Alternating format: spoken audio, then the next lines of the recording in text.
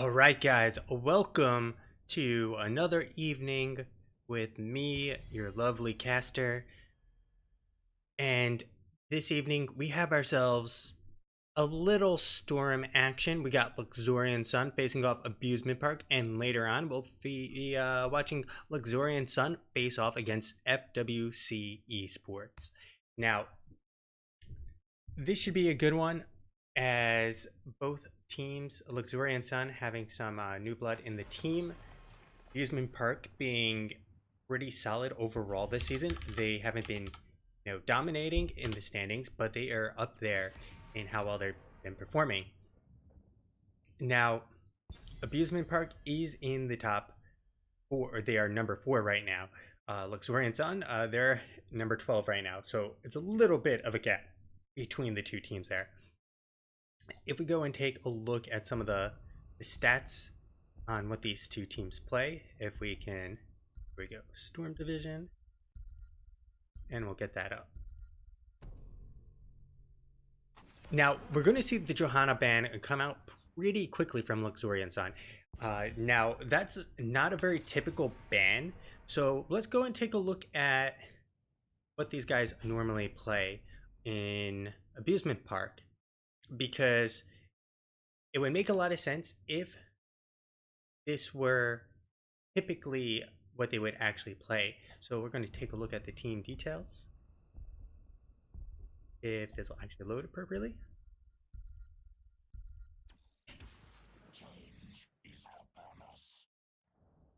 We can't get the stats to load correctly.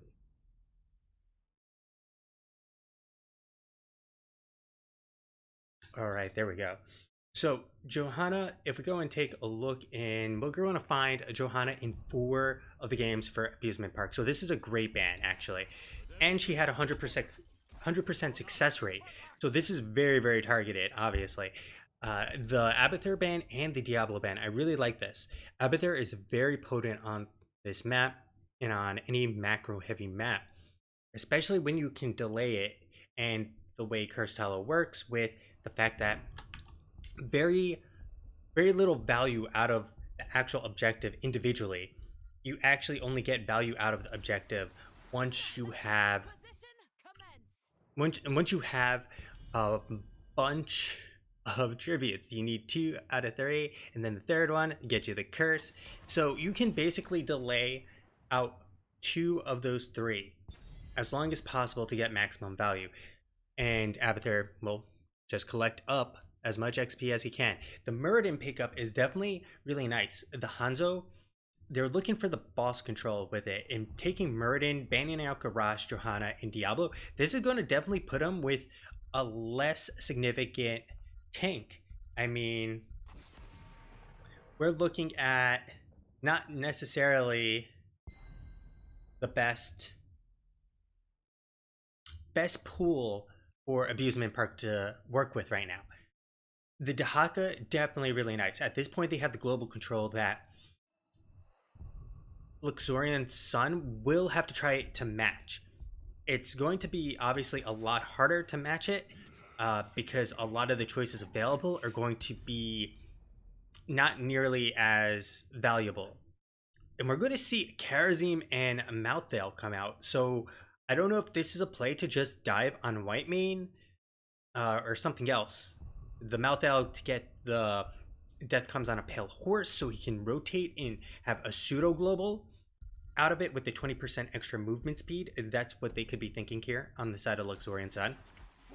And so they are going to wind up with Anubarak, with the Li Ming in tow. So this is going to be Hell in a Cell kind of style. I feel like you eventually, if you can make it to 20, you have Dahaka's Contagion, you have White Mane, who's going to probably get Divine Reckoning, I assume, and then you have the Burrow, Cocoon to take out one person, and Li Ming, who's dropping some bombs.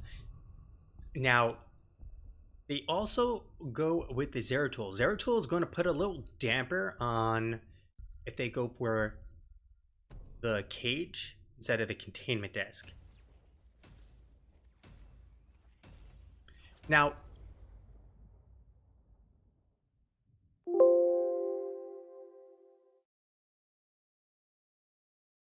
I I like the draft, I feel like, of Lux a little bit more. Not tremendously more. The fact that they have a better tank, but they also have a very interesting draft between the Karazhan, the Malthael, the Zeratul. Like, they should be able to get onto Whitemane and just obliterate her. Whether or not that actually plays out is going to be an entirely different story. Or if they can get onto even Li Ming. Now, Cocoon is not going to save the day with all those people diving in. There's 1, 2, 3 people who can directly dive in. Malthael, who can if he gets the Reaper's Mark on him. And there is still the execution capability of Last Rites, which I'm not sure if they'll go for it here. They are dealing with a nub who does have a smaller health pool to begin with. So on the flip side, though, they have the Whitemane, they have the Dahaka, they have the Mayab. These are a lot of really, really strong heroes. And then they have the Li Ming for the resets, should they actually. Well, it'll really come down, I feel like, to how well Zeratul is utilized on the side of Luxorian Sun. So we're going to hop on into the game, as game number 1 is going to kick off. We got Nitty on the Li Ming, Mason Blaze on the Dahaka, Energy is going to be on the Mayab, Rossi on the Whitemane, and Chips on the Nabarak. And that is going to be Abusement Park. On the other side, we got Bay State on... I actually can't see who he is. And there we go, the Muradin. We have Electra going to be on the Malthael. We're going to have Swoop on the Zeratul.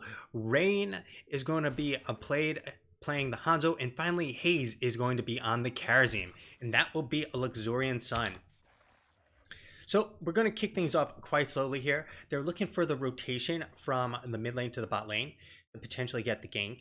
But Zeratul is essentially looking for rotations as well in the meantime.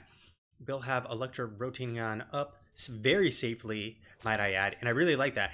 That's one of those things you'll see in lower games where players will just rotate and not be cognizant of who's on the map.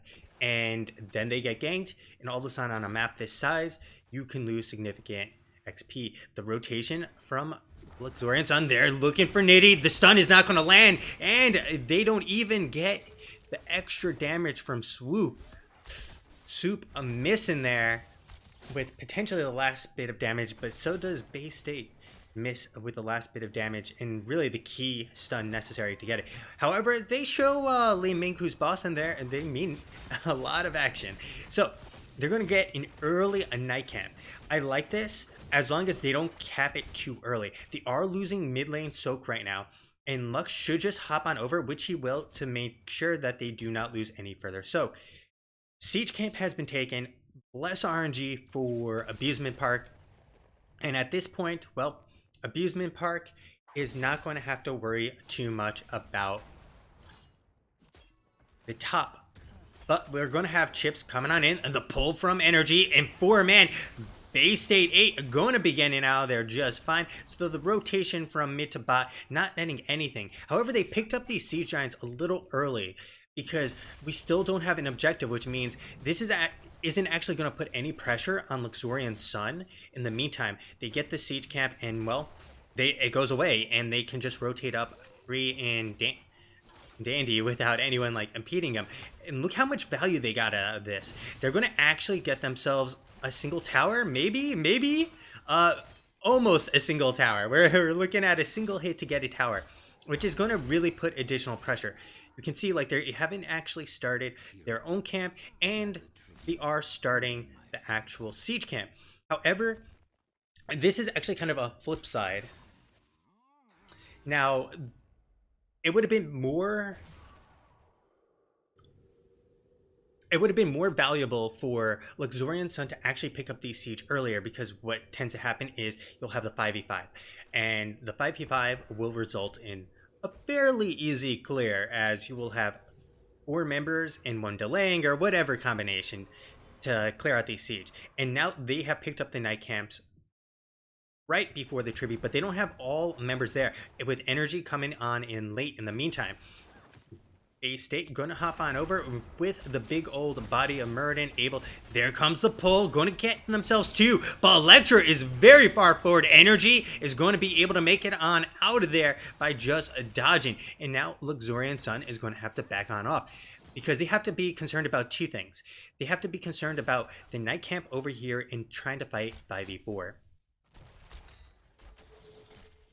So first tribute will not be uninterrupted. A Rain trying to get the Sonic Arrow value over there, but alas he did not. And during this time, Mason Blaze just going bottom, getting the wave to be disintegrated by the towers. A little XP lost on the side of Luxorian Sun because of that.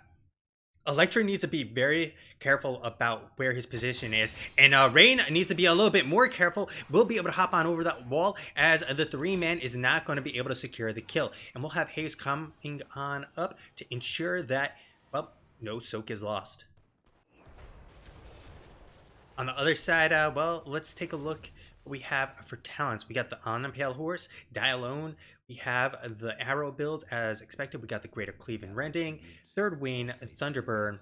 We have the Earth Ally and the Iron Fist. And 7s are being just about to come online for both sides, with 7s just being jump-started a little bit earlier by Luxorian Sun. We have the full Burrow. We got the Bonds of Justice, the Blade Dance. We have the full Q and the Fanatical Power instead of being able to remove any CC. We also have the Feeding Frenzy, the One Who Collects, and Tissue Regen. Force Armor, Dominance, and Calamity. So Force Armor here makes a lot of sense with all the ability damage. This is a really smart choice.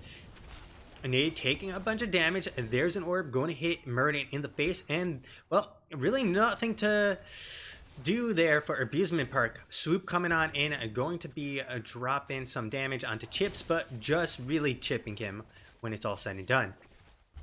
So we have Rain clearing up bottom. You can see, once again, Siege Giants are not getting any value really for the side of Abusement Park. They're getting them, but they're not doing anything. It's one of those situations where it feels like Abusement Park knows that you're supposed to pick up these merc camps, but they don't know why or when they should actually be picking up these merc camps.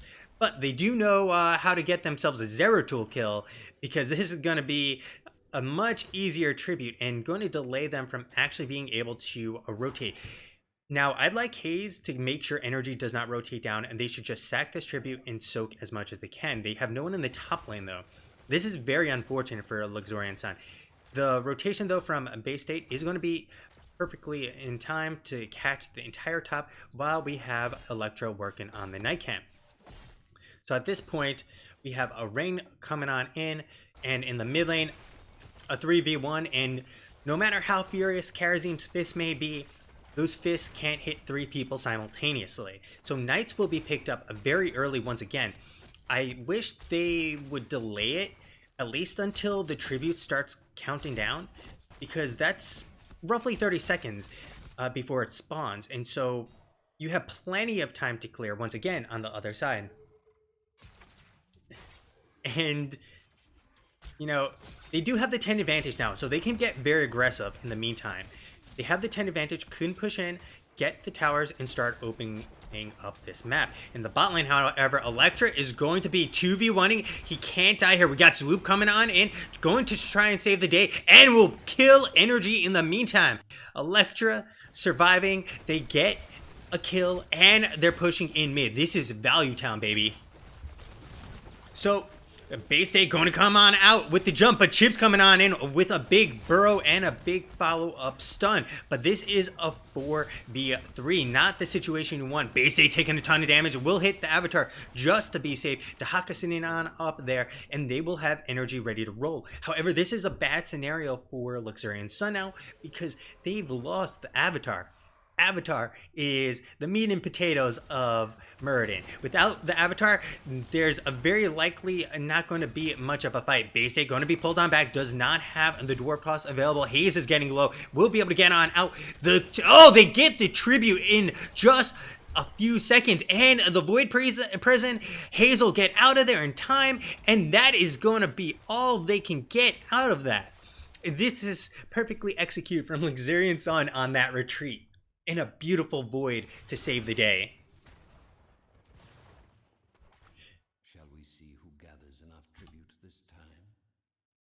So this is really nice for Luxorian Sun. They have Rain. They're starting the boss. The boss is going to be in the bot lane, which is not the optimal scenario for this boss, but nonetheless, this boss is going to get a lot of value. There's a tower down, which means that it's significantly easier. However, look at the HP pulls of all the Luxorian members. Swoop, Rain, and Haze are all rather low. Now, they're going to have to deal with this boss. They're going to soak, but it's going to just be a delay game to force them to come back. Dahaka is top. They're actually fighting a 5v4 as it is right now. There's the pull. They don't have Avatar out yet. There's the Avatar. Electric going down really fast, though. And the beautiful heal from Rossi will keep them all topped off and finding Dandy because, well, it's a lot of armor on top of that, and they're going to just delay it as much as possible. Chip's not going to land the stun onto Rain. Sidestep King Rain, maybe? But the boss is going to still get the value. They get the curse. They lose Electra, who went a little too deep, but nonetheless, they get the boss. However, they're going to lose quite a bit. We got Haze trying to clear this up in the meantime. We'll have Swoop coming on in to help deal with it, and Rain in tow as well. So they have the full 4-man in the bottom, which isn't necessarily the most optimal place to push for Abusement Park.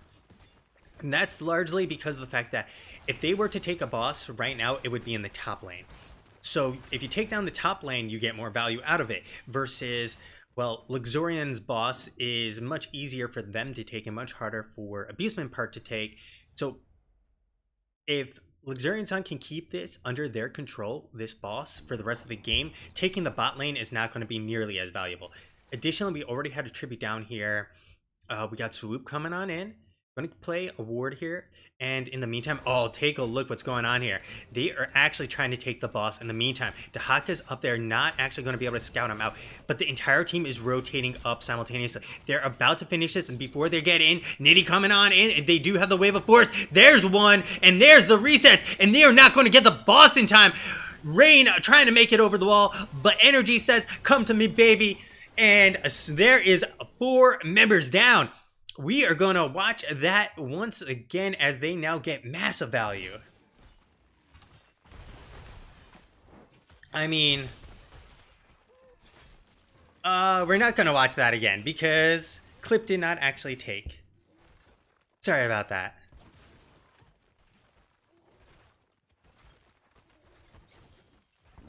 But that's so much value. They take the boss, they take 4 kills, and, well, they're walking onto the top lane. They're actually going to back on off? Yeah, they're backing on off, going to let the boss get as much value. They're not a lot more they can get safely. However, they do have Murden. They're looking for it. He does try to dwarf toss. We'll have to hit the Avatar. Cocoon coming on out, but this gives them time to actually come and save base state. Cocoon will come on out, or be, well, destroyed, and that is going to be all they can get. Chips, unfortunately, using it, the Cocoon, when they really didn't need it.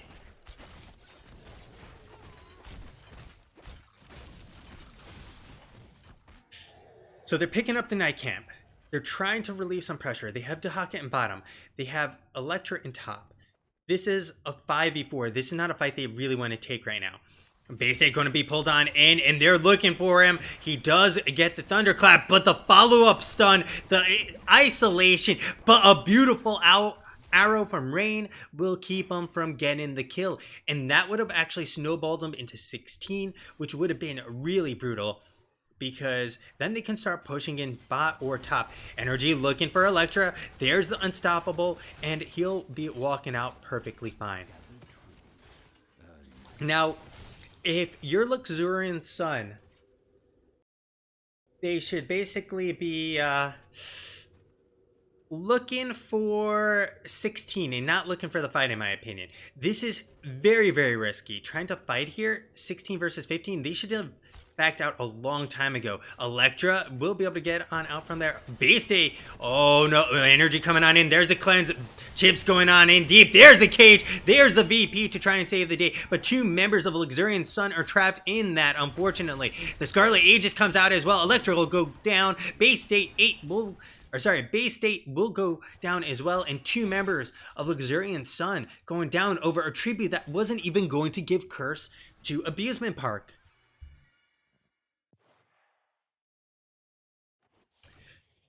That was definitely a clutch mistake, because now look what's happening. Boss is available. They still do not have 16, and this could potentially take down the bot lane depending how things go. Swoop has to be very careful here. They should be looking to have one person cap top, get the curse, and defend the bot lane as best as they can. And that's exactly what they're going to do. They're going to have Haze rotate on up, but there's still 15 seconds, which gives them plenty of time to rotate. So Haze is in no man's land right now. They do have the siege pushing on up, but that's exactly why they're rotating on up, because they want to get the tribute, and they also want to get the siege. Bay State, though, is in a complete island. He's going to try to dwarf toss out. Energy pulls him back in, wants to give him a group hug, and Electra and Bay State will be going down in a blink of an eye. The Dragon's Arrow will come out from Rain, but it will not matter whatsoever. They do get the curse, which is going to alleviate some pressure and allow them to get some value simultaneously, as you can see in the top lane. Now, oh, he's taking it right to the face. Now, they are down multiple members. This is very ballsy. They are going to get the bot fort for free. Siege Camp is up in 15 seconds. Curse is in another 30 seconds. So there's a 15-second differential there, which means that they can start working on those siege camps if they so chose. However, they just showed in the bot lane, but they do have Rain, Haze, and Swoop. They should be able to pick up this siege camp really, really quickly. And as you can see, that's exactly what they're going to start doing. However, there's the rotation. No one getting on there. The burrow coming on out. They know exactly where Luxorian Sun is. There's the cocoon. Haze is now trapped like a rat. The VP coming on out. Rain trying to juke and jive, and there's Swoop dropping some damage. A big stun from Rain. The Avatar coming out. Last Ride's going to do absolutely nothing. Reset City. Nitty, here we come, baby. Energy chasing on in, and that's going to be 3 members of Luxorian Sun. Mason Blaze coming in from the back. That's another one bites the dust. And can you say another one, because Bay State is going to be going down here very shortly. Oh, beautiful stun from Bay State. Might be able to keep him alive though. But nope, another one bites the dust. Siege Giant getting a little value. They do finish off the tower, and they open up the gate, and they're working on another tower simultaneously. But they lost all 5 members, and in the race to 20, this is not looking good now. Luxorian Sun had the early game looking good, but they've made so many mistakes now that it's very, very difficult for them to win this at this point. They lost the boss control. They gave up an insane amount of kills. They overstayed in the bot lane and had Swoop showing. And at the same time, well, they knew where Swoop was, and they figured, well, they have to be here. At the same time, even if they didn't show, it was very risky, especially once Knights were picked up.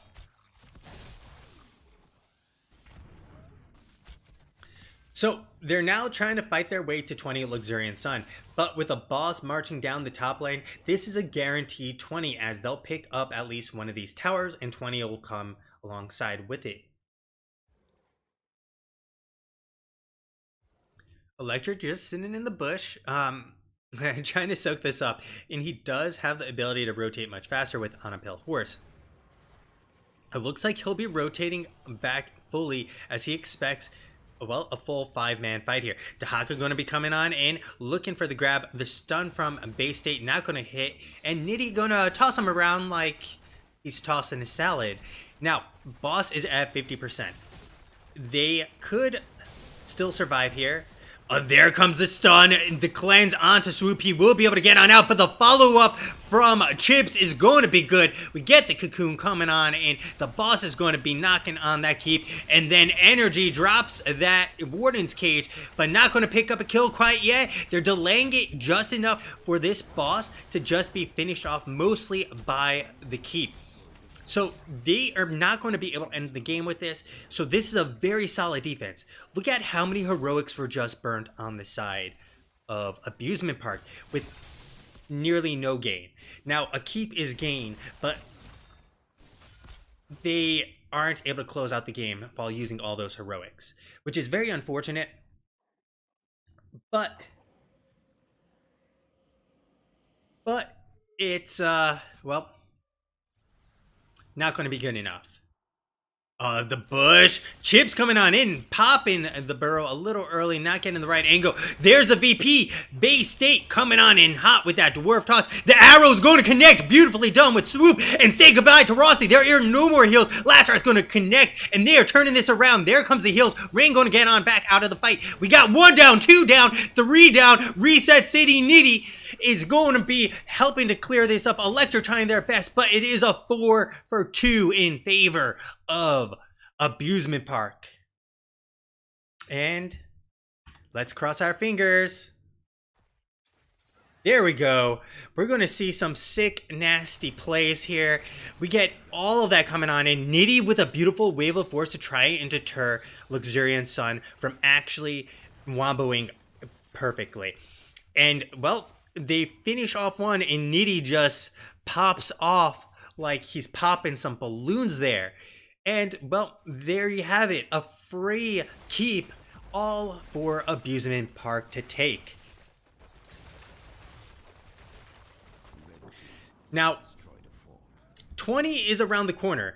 Curse is around the corner, though, too. And that leaves literally only a single keep left. And with catapults coming on down, they won't even have waves to help hold it back. And there's a boss. There's a boss in 1:40 in the top lane. And so they're in a bit of a bind here. They have to defend the lanes, but they also have to simultaneously defend this boss. Chips looking for it. Not going to find it. Blue team's core is under attack. Chips coming on in hot. Rain's going to be connected with the cleanse. Is going to let Rain get on out. Very nicely done from Hayes.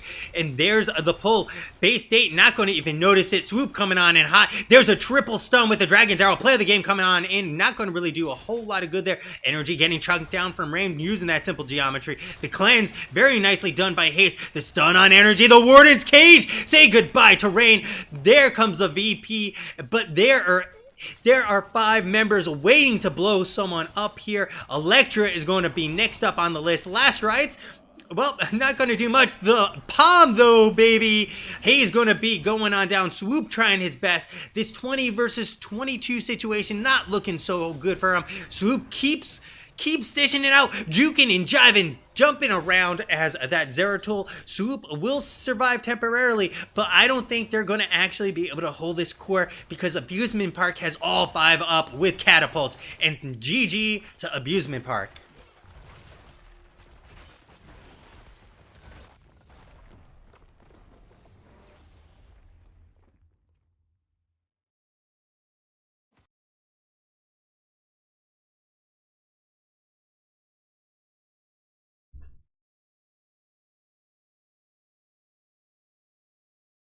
So we're going to take a quick look at the stats. We're going to see, well, 84,000 from Nitty. Nitty can lift. Nitty's been working out. Lee Ming is the buffest. I mean, this is double any damage put out by the side of a Luxorian Sun. Maiev 50.7k as well. And the numbers, well, the rest you can see in terms of total DPS. Iron Fist Karazhan getting no value overall. And look at this healing. Monka S! 70k to almost 30k. This is hella Monka S right now. You're looking at over 2 times the healing output by White Mane.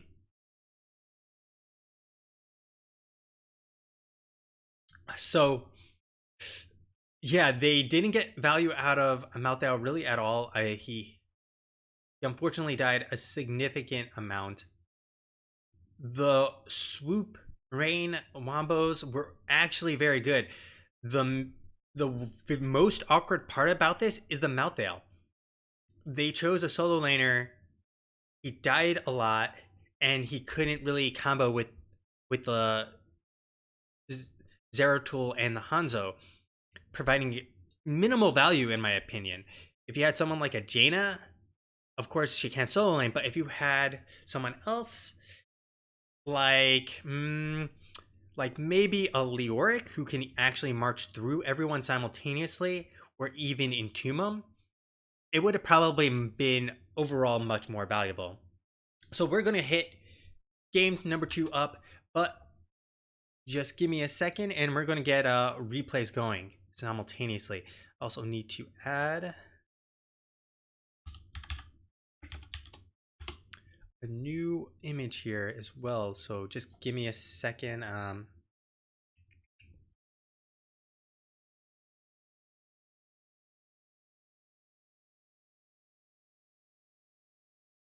All right. Almost got it. Almost got it.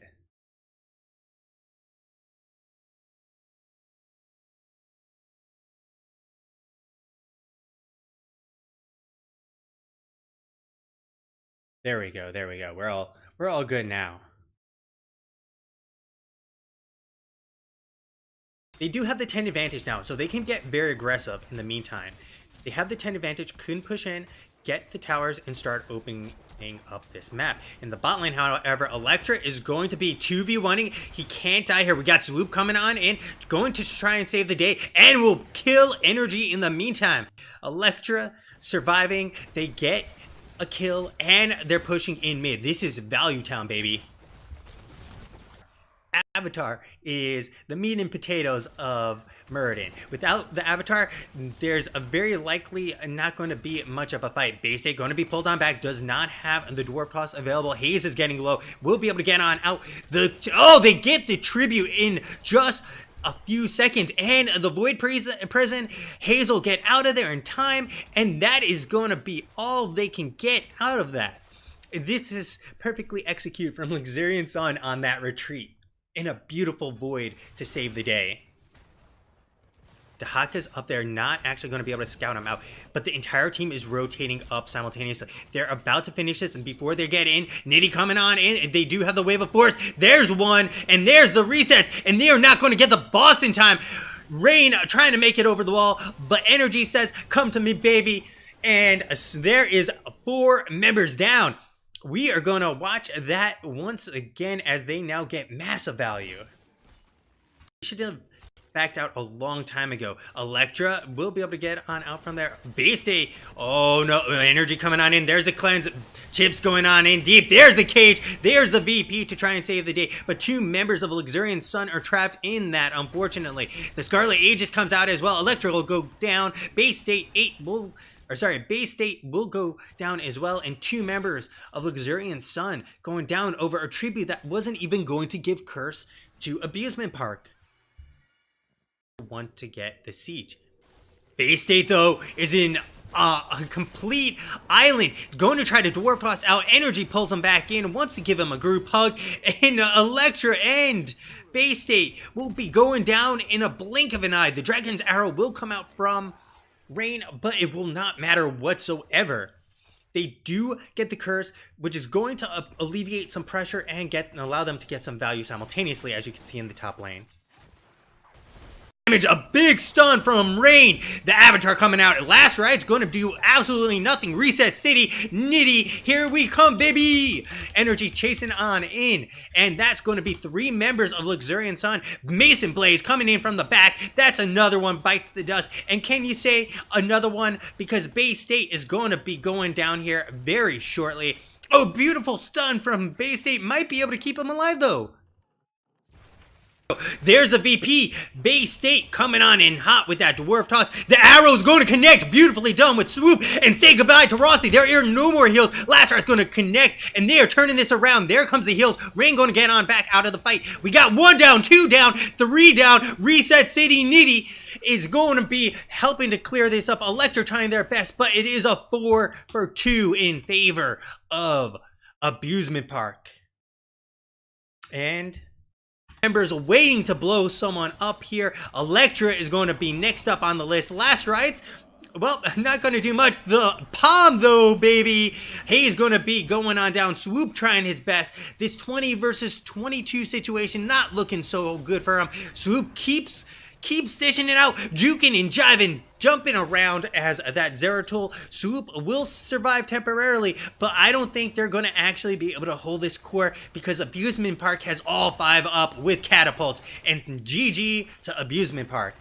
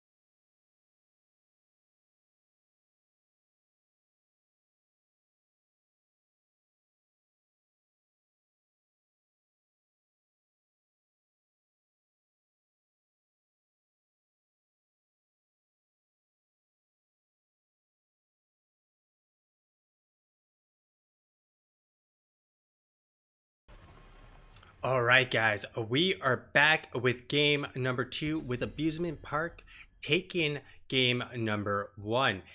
This time, we're going to kick things off over into Tomb of the Spider Queen. So, Maiev will be banned out right now, and so they're proven they can play a lot of things other than Johanna to be successful.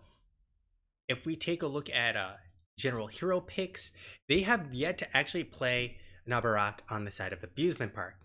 They also have yet to play the Maiev, I believe. No, they've got one game of Maiev in previously. And in terms of Li Ming, they have not played Li Ming either. So they're definitely putting their best foot forward, along with Whitemane, who has seen no action according to the stats that I have. So they're showing off that there's more to them than the previous picks available in Stats of the Storm really show. So Maiev banned, Yrel banned, Genji banned, and Whitemane banned. So the Whitemane ban is interesting on the side of Abusement Park, but because people feel she is so powerful, I don't blame them. They ban her out and basically say, well, odds are you're not going to take the Deckard Cain first, but now we can take the Deckard Cain and the Blaze, and you're definitely not going to first pick the Whitemane since she's gone. Now, Johanna, very, very good wave clear. Now they need to continue locking down the tanks and banning out more tanks. Likely to ban, someone like Diablo would be a solid ban. He's just a very strong tank, but they've only played him once so far. And if we take a look at the general tanks that they have played, a Muradin is a more likely choice in general based on, well, the 2 games versus 1 game, and they've had 0 success with the Diablo. But they can also use a nub once again simultaneously. Now, Phoenix and Jaina. This is a power combo. You get the permaslows, which means Phoenix gets the perma damage, and well, that's hella nice. And they still need a solo laner, and they still need a support. So banning out Rhaegar after taking Deckard and banning out the Whitemane is a very strong move from Abusement Park. You basically limit their support choice very dramatically. Additionally, because you've already taken one of the solo laners, they're also limited now Luxorian Sun, and they'll go with the Nub once again, with Alarak being their choice as well. And this is a much more interesting choice, but with all the CC they have available, Alarak should be able to land some easy silences and, well, obviously be able to telekinesis people into potential Deckard routes and or burrows. So the bot lane is going to be Thrall versus Blaze, with Stukov going to be the final choice here. Stukov can actually be really solid for the side of Luxorian Sun if he lands the silences to keep him from continuing to push forward and try to get picks off, especially if you can land it before the full CC combo lands. At that point, you interrupt the combo, you interrupt the burst, and you can save whoever it is who needs to walk away. And the final pickup is going to be Kel'Thuzad. This is really interesting because they're basically two mages with two tanks when you get down to it. Alarak is not really sustained damage most of the time. Now,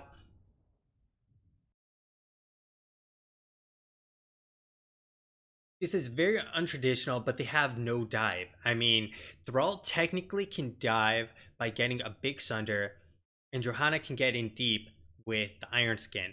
So they can theoretically get towards the backline, but with the double CCs from Anub, you have Blaze with another CC, and then you have the bunker to help prevent them from actually getting to Kel'Thuzad. If they try to run through like that, they're very likely to get bodied by Alarak and then the CC chain. So I don't know if they'll be able to ever get to the backline and get any kills like they really need. So we're going to jump into a game number 2. We're going to see Chips once again on the Anubarak. We got energy on that Alarak. We have Rossi on the Deckard Cain. Mason Blaze going to blaze it. Nitty going to be on the Kel'Thuzad. And that is going to be Abusement Park. On the other side, we got Swoop on the Phoenix. Rain on Jaina.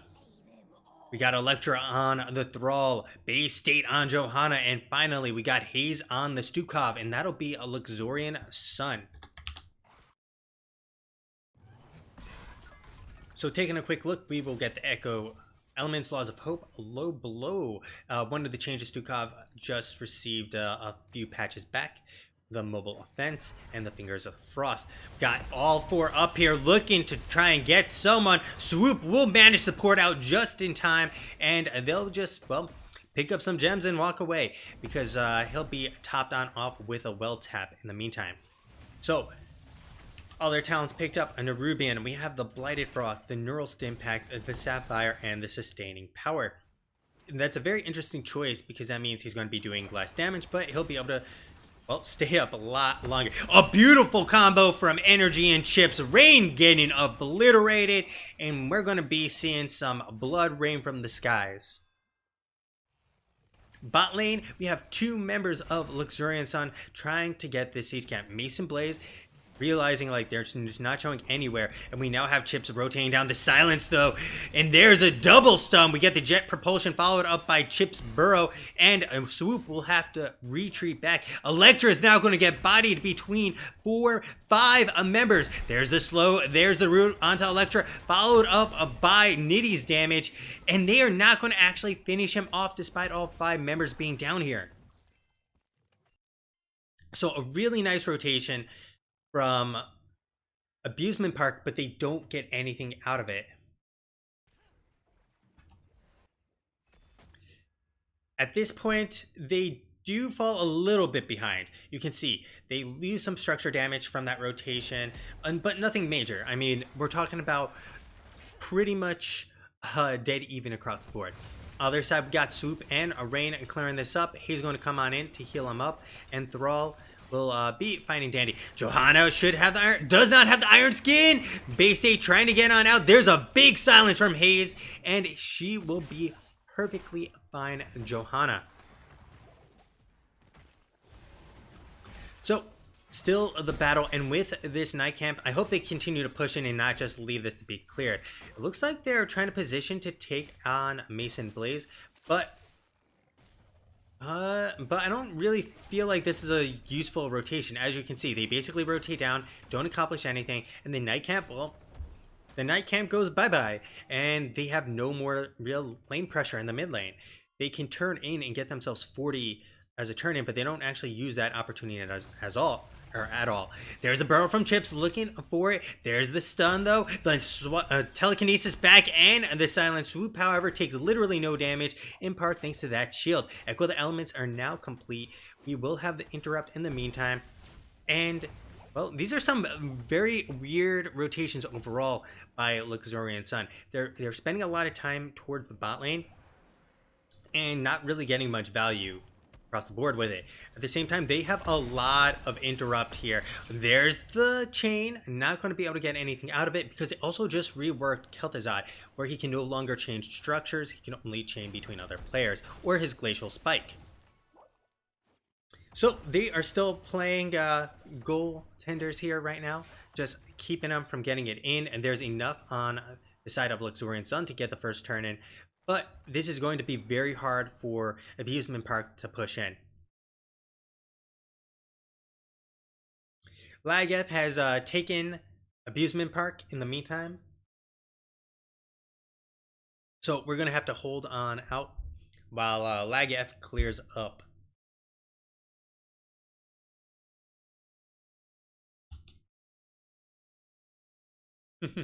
So we're just waiting for the hacks to come on out from Nitty for the Kel'Thuzad. We're going to take a quick look at progress. We have hit 10 of the 15 to get, well, as you can see, no cooldown reduction. They haven't updated the tooltips here, where you have the glacial spike. And it looks like they're ready. Okay.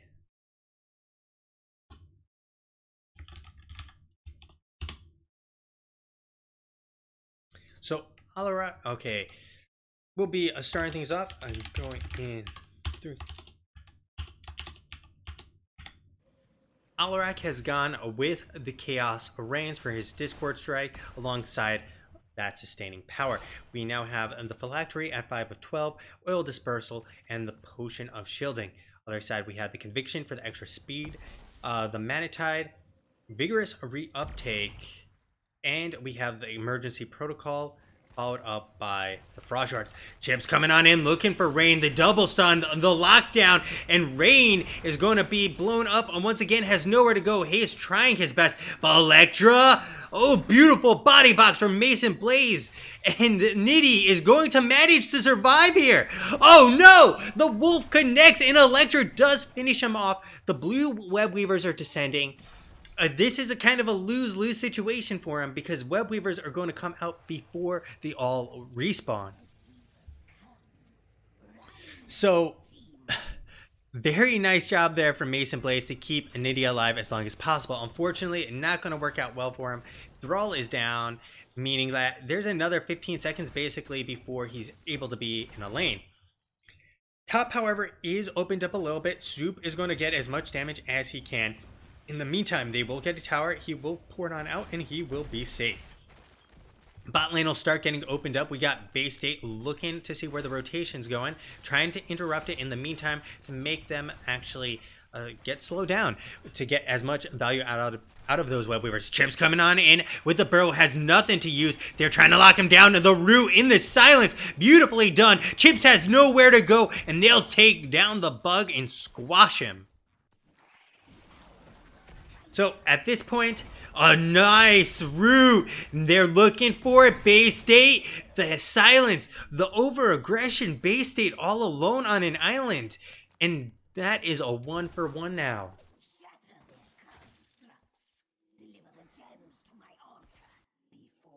So we're at 17 stacks, which is a really nice place to be. About halfway done now. A little over halfway done. We also have the accelerated decay. They did buff the decay as well, so it does more damage.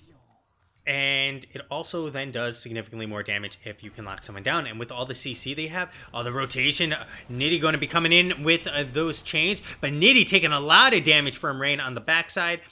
as they just run past looking for Haze and Electra instead. But with these web weavers descending, they are going to have to push in hard and fast because 10s are around the corner for Luxorian Sun. Blaze coming on in, going to land a beautiful jet propulsion, but the pull on back and the root, but Nitty landing the root, securing the kill, and they're looking for it. Electra dishing out as much damage as possible with that Echo of the Elements, and they will dissuade them from continuing forward for now. Oh no! Electra! Electra! Say goodbye to poor old Thrall, getting bodied by that CC chain.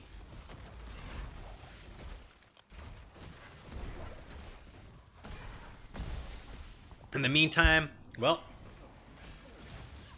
we got mid still standing, bot however has fallen, top still standing. Top being the most important lane. This isn't the worst scenario. They will have to clear bot, but they don't actually need all these bodies down here because this is giving them the opportunity to just walk in and do as they please. It's 10v10 in terms of heroics, 11 versus 10 to be more precise. Water Elemental coming on out. They're trying to slow him down. Energy will knock back the Water Elemental, and they get literally nothing. The root onto Swoop. There's the Blessed Chill. They're looking for the lockdown. They will get the kill on Nitty already. There is the bunker to keep them all alive and well. Rossi using that stay a while and listen, but they trade out everything to pick up Nitty. So not enough for either team to turn in. Both teams using a lot. Swoop will make it out of there perfectly fine as Energy is not able to collect any kill there. Chips, though, getting chipped down just a little bit there from the crew of Luxorian Sun. Now, they have to definitely be cognizant across the map. They have to push in bottom while simultaneously trying to prevent the turn-in. But they have no one down there soaking, so they're going to be getting pressured very slowly, but at the same time, no one on Abusement Park is down there as well. So Swoop is going to come on in and get this giant ass wave to start pushing on up to make it much easier. Electra does have Chain Lightning. We're going to see Frost Shards actually with there as well.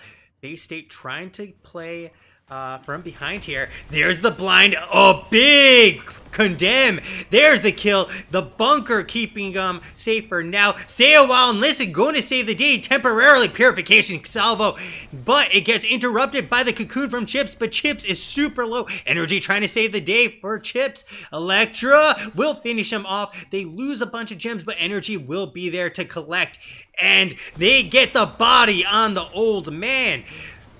I don't know if this is... Oh no! Nitty coming on in and helping to get a double kill with Energy. My god!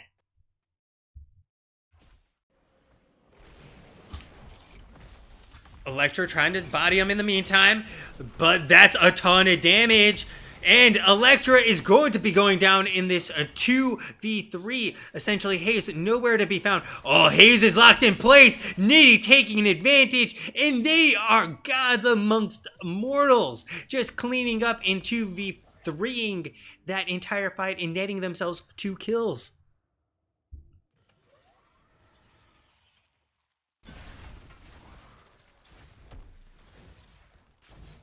Abusement Park. Well, I think they're going to have to call some federal agencies because this sort of abusement is not going to be tolerated. Oh, this is absolutely beautiful.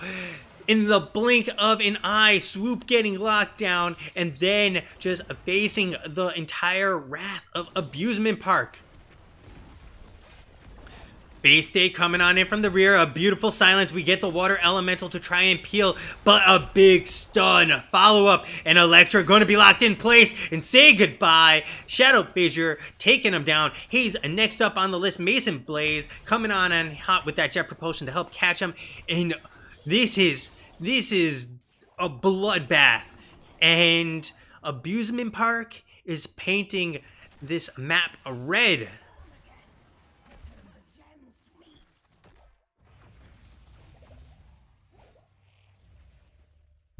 Abusement Park are absolutely running away with this game.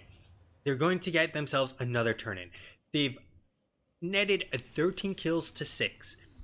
This is as brutal as you get. Now, this Web Weaver phase is going to help them get 16. If they hit 16 here, they could potentially snowball and end the game. Pick up a kill or two, walk through a keep, have the Web Weavers there alongside of them, and that's GG. They will get the Night Camp to help them from actually falling prey to it. Chips coming on hot, not going to land on the burrow, and the barbs will not land either. So, Night Camp going to be cleared up really fast. They got it. Oh, the silence from Energy just interrupting. Mason Blaze coming on in hot. But the silence, we got the Purification Salvo coming on in. And the Counter Strike not going to be up in time. It's actually going to drop. Energy getting really low. And the beautiful shove from Hayes sending Chips to another planet. They're still looking for it. But Nitty got here, baby. Kel'Thuzad is going to solo him all alone with those Roots and Shadow Fissures. They're looking for another one. They will not get it. Hayes will have to back on out. He does have the shove. The Cocoon coming on out, and they need to save him. Bay State coming on hot.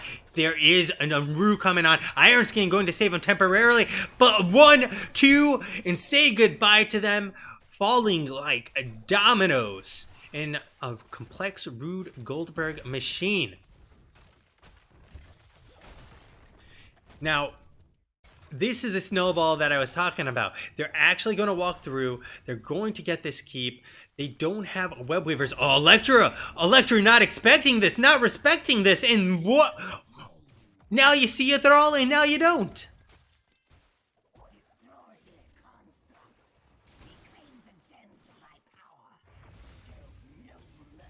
And this is what I was afraid of. Basically, Nitty and Energy having nothing to fear.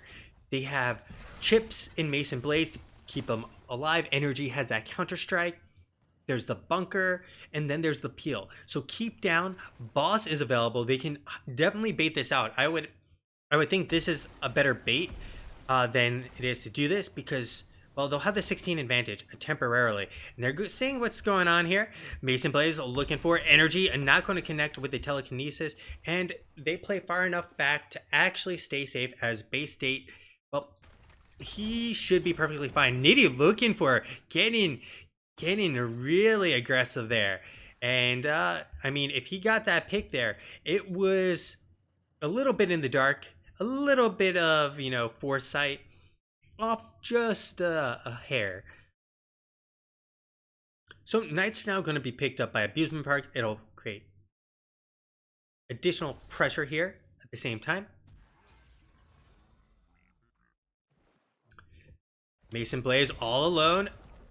Team coming on in. But Chips will keep them from fighting. At this point, really, they just want to get the lanes pushed on in and bot lane. There comes the combo. Not going to land because Swoop gets on out just before the Glacial Spike appears. Energy going to come on in with the combo. They're fighting underneath the Knights, which is not the most optimal place to be. They will clear it up rather quickly nonetheless. Now, they still have not getting down on the wall here, so they can't be all that aggressive. They change the pull on back, and they're not going to land the combo. This is the time to fight, if any time. EQ coming on out, the lockdown. There is a beautiful kill onto Alarak, and Rossi just managing to survive. The Bunker is going to be good enough to keep him up, but Mason Blaze getting pulled on back. They need to be very careful here and not get caught into the Shadow Fissure. Hayes will survive, and they trade 1 for nothing. Now, Core is under attack. There's 3 catapults on it, and we'll have Swoop coming on in to clear things up. They're trying to prevent him from getting back, but it's not going to work. At this point, they don't have enough for a turn-in. Doing boss is still highly risky, as we've seen a 2v5, essentially, from Nitty and Energy. So Nitty looking for it, not going to land it. But Nitty's in no man's land. Chips trying to come on in. Swoop is going to come on in from the side. Nitty is going to be feeding here. And, well, team, please report Nitty for feeding because that was as intentional as you get. So they still don't have enough to turn in. Kel'Thuzad should have the phylactery completed and ready to go. And they will be able to defend this, but this is a 5v4. This is very risky for them to still fight because, well, he can respawn, use Shadow Fissure, but he can't use anything else in the meantime. Really, Luxorian Sun want to hit 20. They need to make something happen. But just standing around here, they're not going to make anything happen necessarily. Because they're playing very safe on Abusement Park side. Mason Blaze are looking to try and actually continue soak for 20. And they need to keep the lanes pushed up onto their side. Delay them so that they cannot get 20 and they could potentially actually make it to 20 Luxorian Sun. But at this point, Nitty is back up. Swoop is in the bot lane. They know exactly where he is. And thankfully, Swoop is very fast at clearing. They can play goaltender for a little bit here. But they have to be very cognizant.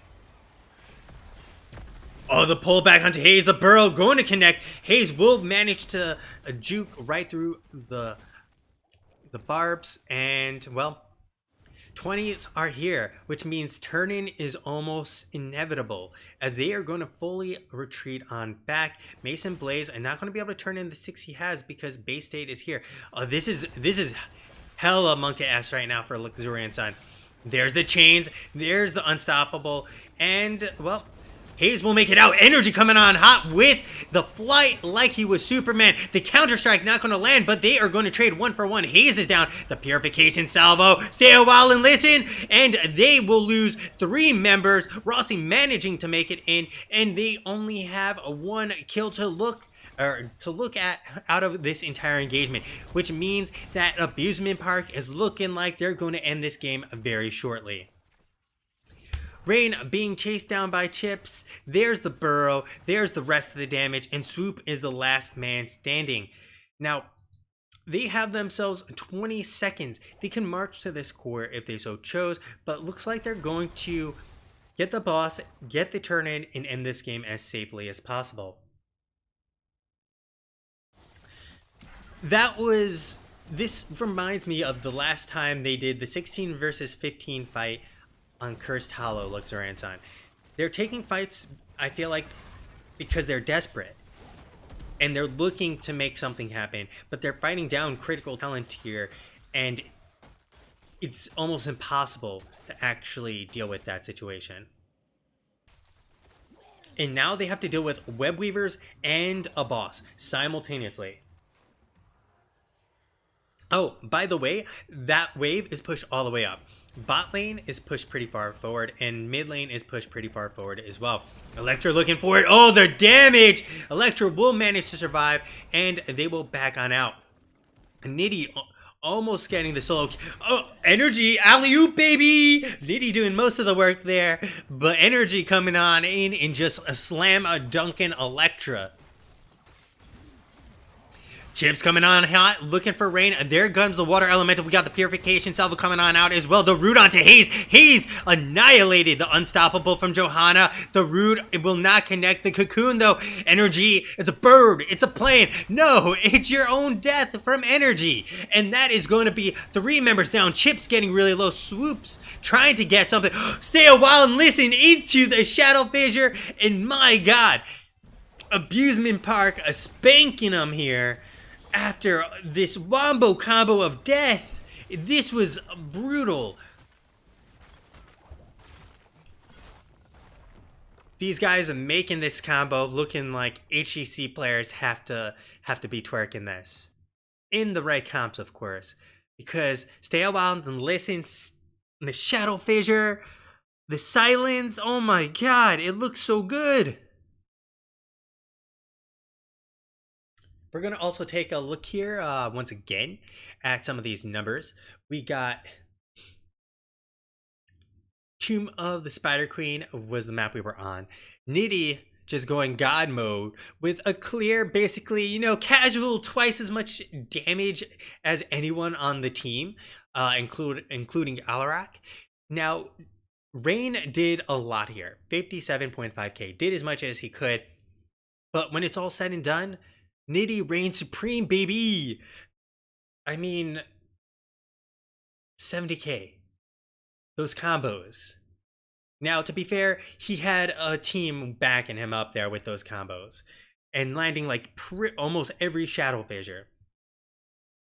You take a look at some of the healing numbers. He's getting annihilated during that game 5 times.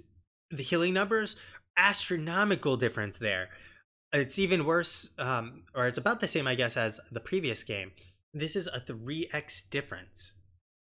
And then finally, the tanking numbers, Bay State doing everything he could to take the damage, avoid dying, and nonetheless, couldn't keep the team up. The big problem here was that they had Electra on Thrall, which is a squishier solo laner still. He's not a warrior, so his actual survivability from the combos of Kel'Thuzad are really low.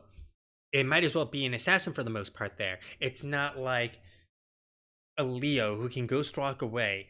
It's not like the Blaze who can hit a bunker, a Nub who can burrow. Thurl really has no way to deal with the Kel'Thuzad, and it showed. So GG to the side of Abusement Park, and we'll see if we can get a quick interview with them. We also have a game at 10:30 with Luxorian Sun once again, facing off against, this time, FWC Esports. So sit on tight while we get them in.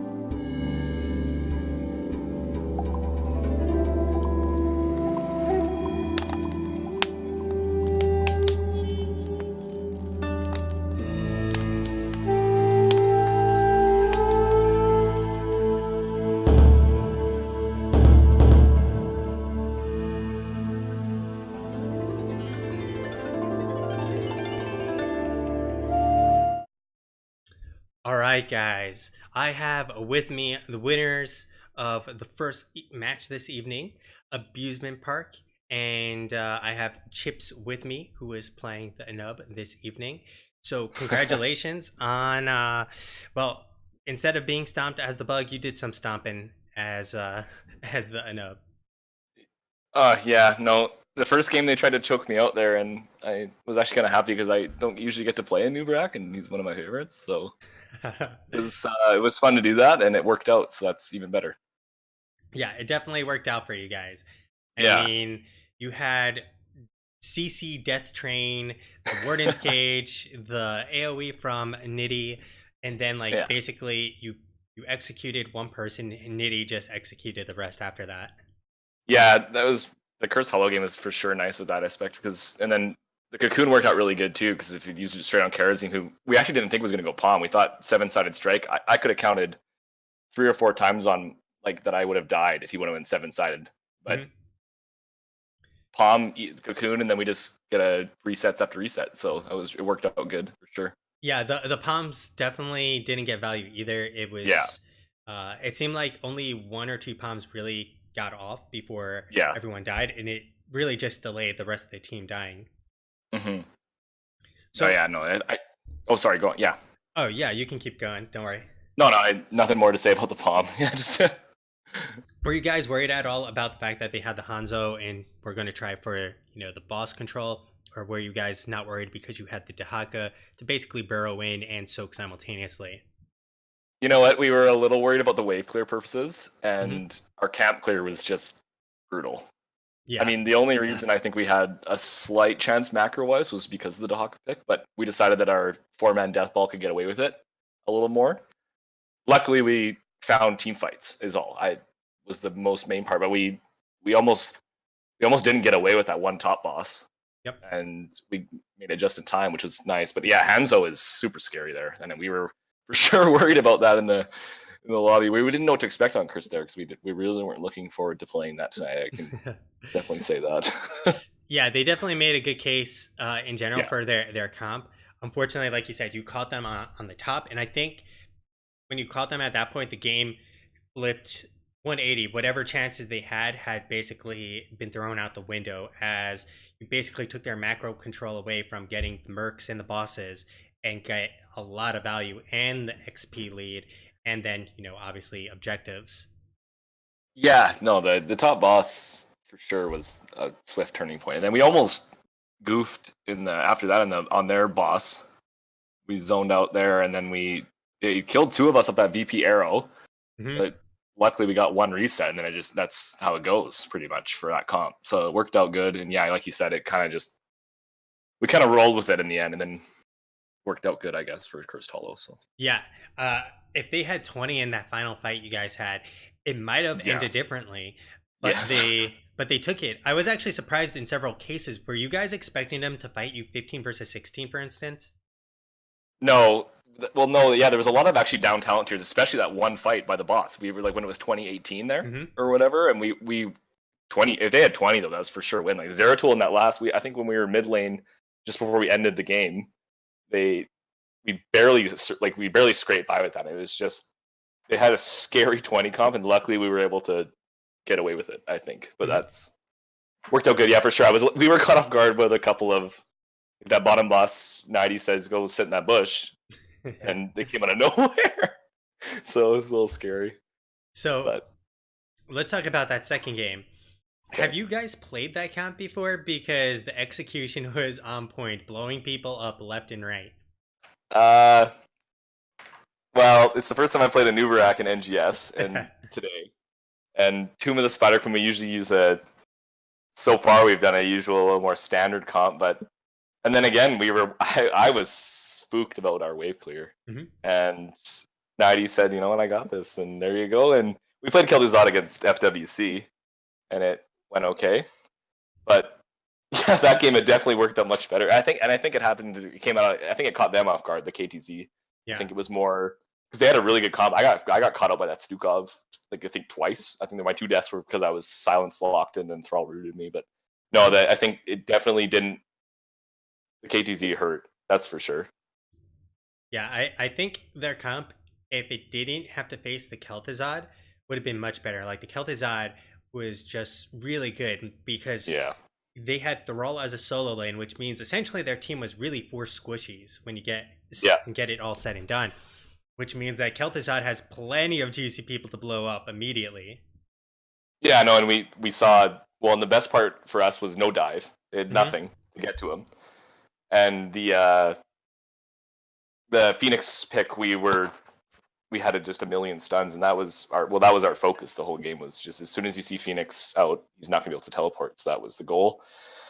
And hopefully, if KTZ lands a chain, he gets another person with him. So it's just a 2-for-1 pretty much. Yeah. So yeah, no, it definitely worked out.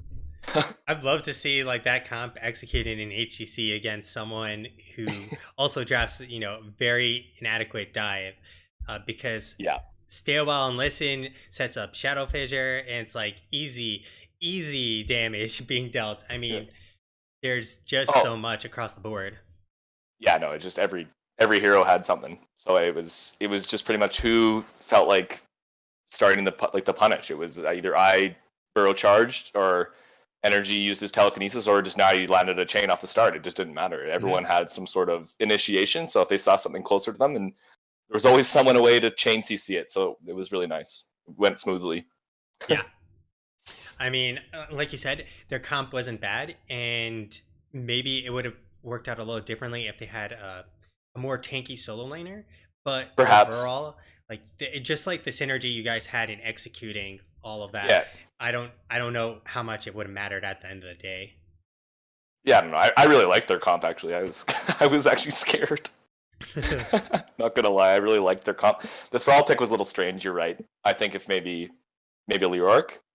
Yeah. Maybe.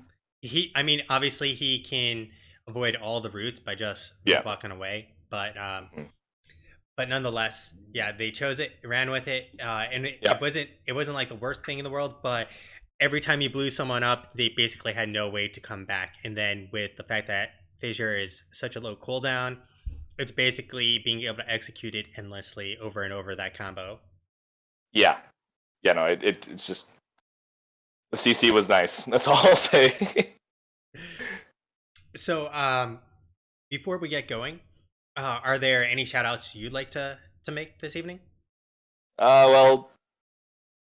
Well, all the casters who have been doing us lately, I appreciate it. You've done a few of ours, Akuma, so thanks for that. And well, mostly just shout out Lux. It was a fun series. I mean, I had fun. I got to play a Nubarak, so I guess that was a treat. And shout out my teammates. I had a rougher season last season. We're putting it together this season, so I like it. Keep going. Yeah, that should actually put you up. This will be a little weird because This Is Jimmy only has 2 games. That puts you 7-3, and they're 3. We actually play This Is Jimmy too, which is even weirder than for this week. Yeah, so we'll see. Well, right now that you're still in the top 4, and so you can very likely be in potentially even number 1 if you can land the domination against them as well. Yeah, we'll see. Hopefully. Well, best of luck, and if I don't get a chance to cast any more of your games, well, good luck in the rest of the season. Okay, thank you very much, Kuma. Appreciate it. Have a good evening. You too. All right, guys, that's going to be it for game number 1, but we got game number 2 coming on out in 6 minutes. It's going to be Luxorian Sun facing off against FWC Esports. So sit on tight while we get that all going. And we're going to hit the replays in the meantime. And looking for Rain, the double stun, the lockdown, and Rain is going to be blown up and once again has nowhere to go. He's trying his best, but Electra, oh, beautiful body box from Mason Blaze. And Nitty is going to manage to survive here. Oh no, the Wolf connects and Electra does finish him off. The blue Web Weavers are descending. This is a kind of a lose-lose situation for him because Web Weavers are going to come out before they all respawn. As he can. In the meantime, they will get a tower, he will pour it on out, and he will be safe. Bot lane will start getting opened up. We got Bay State looking to see where the rotation's going, trying to interrupt it in the meantime to make them actually get slowed down, to get as much value out of those Web Weavers. Chips coming on in with the burrow, has nothing to use. They're trying to lock him down to the root in the silence. Beautifully done. Chips has nowhere to go, and they'll take down the bug and squash him. Out of those Web Weavers. Chips coming on in with the burrow, has nothing to use. They're trying to lock him down to the root in the silence. Beautifully done. Chips has nowhere to go, and they'll take down the bug and squash him. So at this point, a nice root. They're looking for it. Bay State, the silence, the over-aggression. Bay State all alone on an island. And that is a 1-for-1 now. They are going to have to push in hard and fast because 10s are around the corner for Luxorian Sun. Blaze coming on in, going to land a beautiful jet propulsion, but the pull on back and the root, but Nitty landing the root, securing the kill, and they're looking for it. Electra dishing out as much damage as possible with that Echo of the Elements, and they will dissuade them from continuing forward for now. Blaze coming on in, going to land a beautiful jet propulsion, but the pull on back and the root, but Nitty landing the root, securing the kill, and they're looking for it. Electra dishing out as much damage as possible with that Echo of the Elements, and they will dissuade them from continuing forward for now. Oh no! Electra! Say goodbye to poor old Thrall, getting bodied by that CC chain. It's 10v10 in terms of heroics, 11 versus 10 to be more precise. Water Elemental coming on out. They're trying to slow him down. Energy will knock back the Water Elemental, and they get literally nothing. The root onto Swoop. There's the Blessed Chill. They're looking for the lockdown. They will get the kill on Nitty already. There is the bunker to keep them all alive and well. Rossi using that stay a while and listen, but they trade out everything to pick up Nitty. The bunker keeping safe for now. Stay a while and listen, going to save the day temporarily. Purification salvo, but it gets interrupted by the cocoon from Chips, but Chips is super low. Energy trying to save the day for Chips. Electra will finish him off. They lose a bunch of gems, but Energy will be there to collect, and they get the body on the old man. I don't know if this is... Oh no! Nitty coming on in and helping to get a double kill with Energy. My god!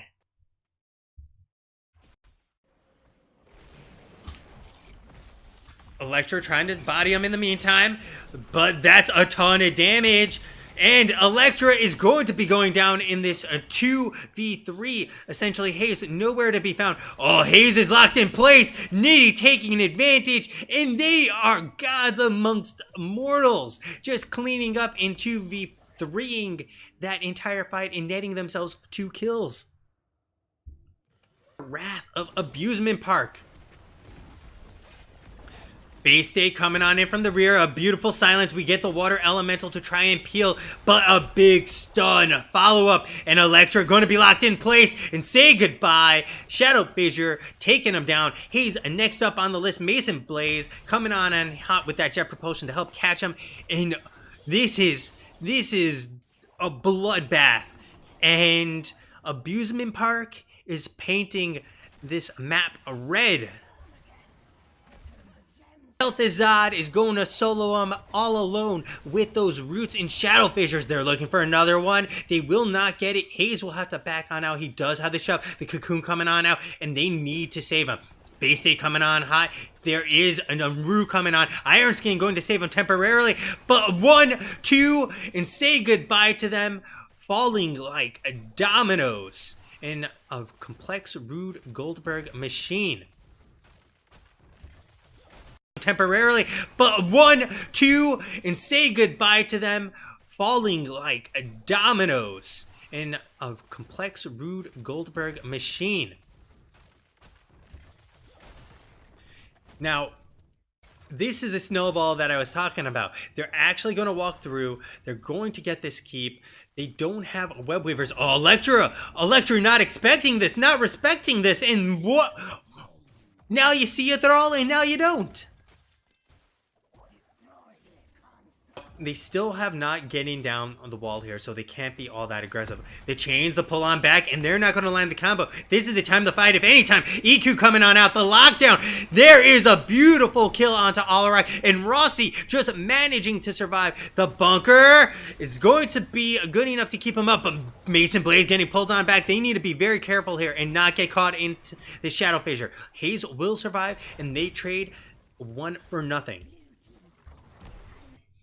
Doing boss is still highly risky, as we've seen a 2v5 essentially from Nitty and Energy. So Nitty looking for it, not going to land it, but Nitty is in no man's land. Chips trying to come on in. Swoop is going to come on in from the side. Nitty is going to be feeding here, and well, team, please report Nitty for feeding, because that was as intentional as you get.